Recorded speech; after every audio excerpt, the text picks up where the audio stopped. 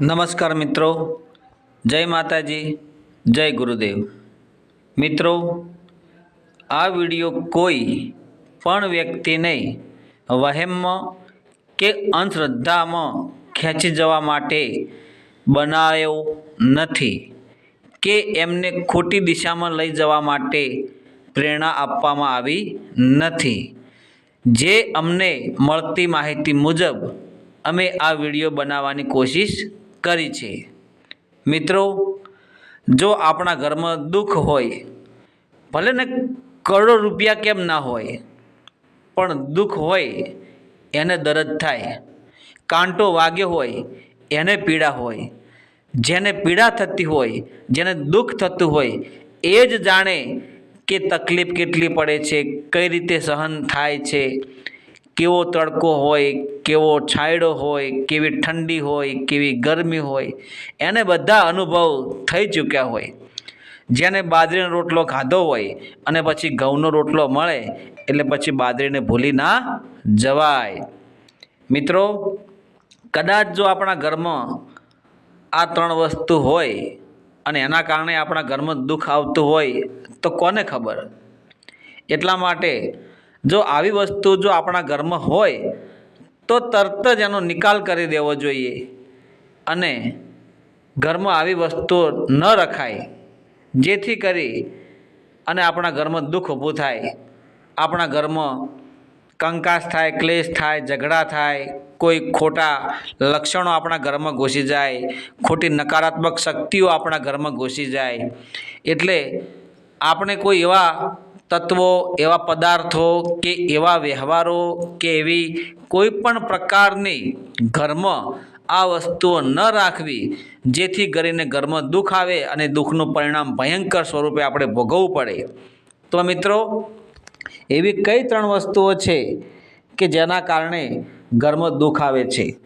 તો મિત્રો, પહેલામાં પહેલું છે કે ઘરમાં જે આ મંદિર હોય આપણું કુળદેવી માનું, એમાં જો કોઈ ખંડિત વસ્તુ હોય, ખંડિત ફોટો હોય, ખંડિત મૂર્તિ હોય, ખંડિત ઘંટડી હોય, ખંડિત શંખ હોય, કે તમે જે માટીનું કોડાયું હોય, કે તમે જે પાત્રમાં દીવો કરતા હોય એ પણ થોડું ઘણું પણ ખંડિત હોય, તો એ તમારા કુળદેવીના પાત્રમાં તમે એમાં દીવો કરો તો એ સારું લાગતું નથી અને માતાજી તમારાથી નારાજ હોય। કારણ કે આપણે પણ જે થાળીમાં જમતા હોઈએ છીએ એ પાત્ર પણ કેવું સરસ હોય છે, તો માતાજીનું પણ પાત્ર સારું હોવું જોઈએ। એમને જે જમાડવાના હોય, એમને જે ધૂપ ધુમાડા કરવાના હોય, એમને દીવો કરવાનો હોય, એ પાત્રો સારા હોવા જોઈએ। એટલે ઘરના મંદિરમાં કોઈ પણ ખંડિત વસ્તુ કે ખંડિત મૂર્તિ હોવી જોઈએ નહીં। ફોટો અથવા ઘંટડી કોઈ પણ પ્રકારની મંદિરમાં ખંડિત વસ્તુ તૂટેલી ફૂટેલી ન હોવી જોઈએ। બીજું મિત્રો, કે આપણા ઘરમાં બંધ ઘડિયાળ ન હોવી જોઈએ। પહેલાંના જમાનામાં હતી, અત્યારે તો મોબાઈલ થઈ ગયા છે, પણ ઘડિયાળ બંધ ના હોવી જોઈએ।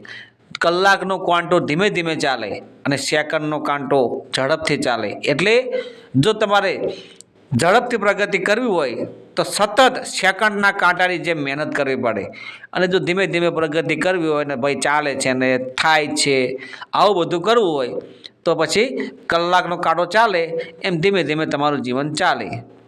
પણ જેને વધારે મહેનત કરવી છે એને સેકન્ડના કાંટાની જેમ મહેનત કરવી પડે।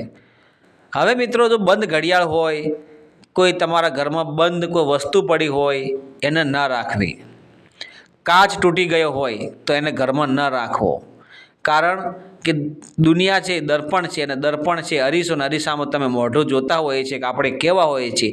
એટલે અરીસો ક્યારે પણ જૂઠું નથી બોલતો, તમે છો એવા ને એવા તમને બતાવી દે છે। એમ દુનિયા પણ તમારું સર્ટિફિકેટ કાઢી જ નાખે છે તમે કેવા છો ને કેવા નથી।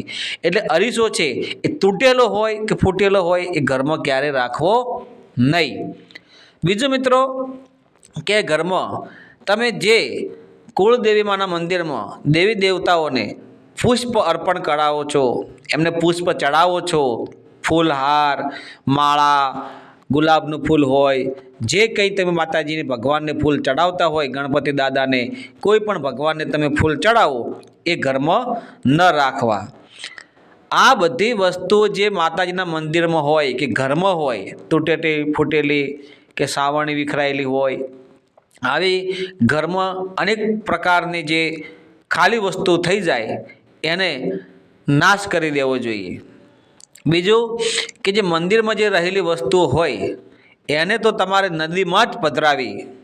જે પ્રવાહિત જળ હોય અથવા પ્રવાહિત પાણી ચાલતું હોય, શુદ્ધ જળ, એ જગ્યાએ તમારે આ મંદિરની વસ્તુઓ લઈ જઈ અને એને પધરાવી દેવાની. એને જો તમે દીવો કરો એટલે દીવટ બળી જાય અને દીવટને તમે બહાર કાઢી અને નીચે મૂકી દો. દીવો સાફ કરી અને ફરીથી તમે માતાજીને દીવો કરો. હવે જે દીવટ બળી ગઈ છે એને તમે નીચે મૂકો, કદાચ એને ઉંદર ખેંચી જાય, અંદર કોઈ પડી જાય, પગ નીચે આવી જાય તો એ માતાજીનું અપમાન ગણાય અને એનાથી આપણે પાપ લાગે. પછી તમે માતાજીને ભોજન પ્રસાદ ધૂપ ધુમાડા કરતા હોય એ ધૂપાયણામાં જે બળી ગયેલું પડ્યું હોય એને પણ તમારે લઈ અને નદીમાં પધરાવી દેવું જોઈએ. આ મંદિરની વસ્તુઓ, માતાજીની વસ્તુઓને ખાસ ધ્યાન રાખવું જોઈએ.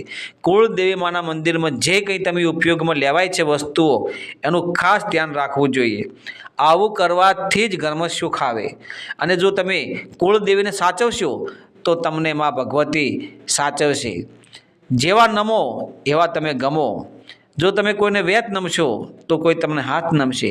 એવી જ રીતે જો તમે માની ભક્તિ સાચા હૃદયના ભાવથી કરશો અને રહેણી કહેણી સાચવશો, ઘરમાં વ્યસન ના હોય, ઘરમાં કોઈ ફેશન ના હોય અને ખાલી માત્ર ને માત્ર કુળદેવીનું જ નામ હોય, એને તો પછી કહેવું જ છું, એના ઘરમાં તો લીલા લહેર થઈ જાય. માની દયા હોય, માની કૃપા હોય, મા બાપના આશીર્વાદ હોય, વડીલોના આશીર્વાદ હોય, ગુરુજીના આશીર્વાદ હોય તો તમારે પછી કહેવું જ છું. એટલા માટે રહેણી કહેણી, વાણી, વચન, વિવેક, ઘરમાં સારા સકારાત્મક વિચારો, આદર્શ ભાવ રાખજો. તમારા પરિવારની રહેણી કહેણી જોઈ, તમારું શુદ્ધ વાતાવરણ જોઈ મા ભગવતી પણ તમારા પર ખુશ થઈ જાય. એવી રીતે કુળદેવીની ભક્તિ કરજો, તમારા મા બાપની સેવા કરજો. અને મિત્રો, ખાસ હું મારા દરેક વિડીયોમાં કહું છું, બની શકે તો અથાશક્તિ ધર્મ કરજો. કોઈને મદદ કરજો, ગાયને ખવડાવજો, કૂતરાને રોટલી નાખજો, કીડીઓને કીડિયારું પૂરજો, સાધુ સંતને જમાડજો. બની શકે તો મારા નામથી, તમારા પૂર્વજોના નામથી ધર્મ કરજો. બસ આટલું જ. અને આ વિડીયો તમે કયા ગામથી જોઈ રહ્યા છો એ મિત્રો કોમેન્ટમાં જણાવજો. જય ગુરુદેવ, જય માતાજી.